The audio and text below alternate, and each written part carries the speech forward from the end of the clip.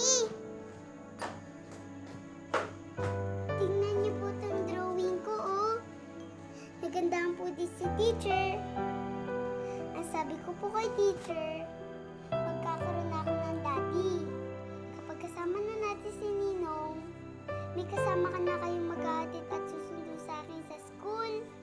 Ang saya-saya po nun, Mami. Mabubuo na pong pamilya natin.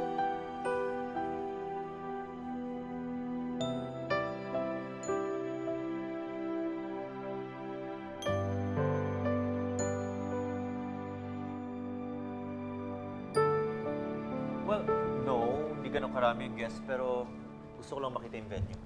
Magkita na lang po tayo dun, sir. Kung gusto nyo, dun na lang po natin pag-usapan yung ibang details. Okay.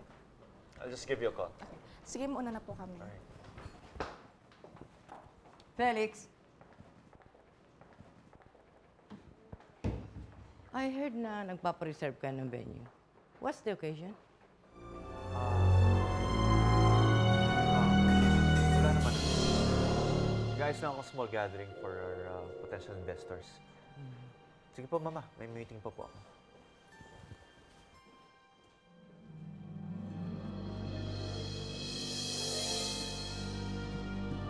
Kilala kita, Felix.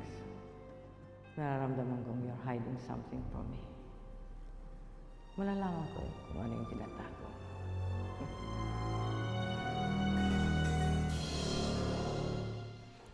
Ayos, nakakapagod. Ang daming trabaho. Alam mo, kung may manliligaw lang sa akin mayan, sasagutin ko kaagad.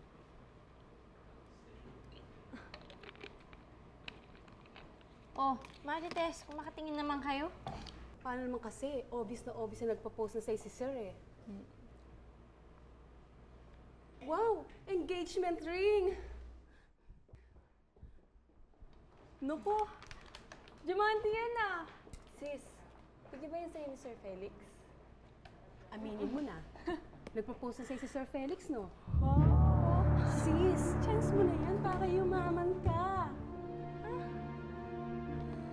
Talaga? Magkwento ka naman. Kailan nagpo-post sa'yo si Sir? Kanino mo ibibigay ang singsing nito? Rosita, that's not mine. Ay, Kenneth yan. Bakit nasa iyo? Kasi wala siya sa opisina kanina nung deliver yan. So, I accepted it on behalf of him.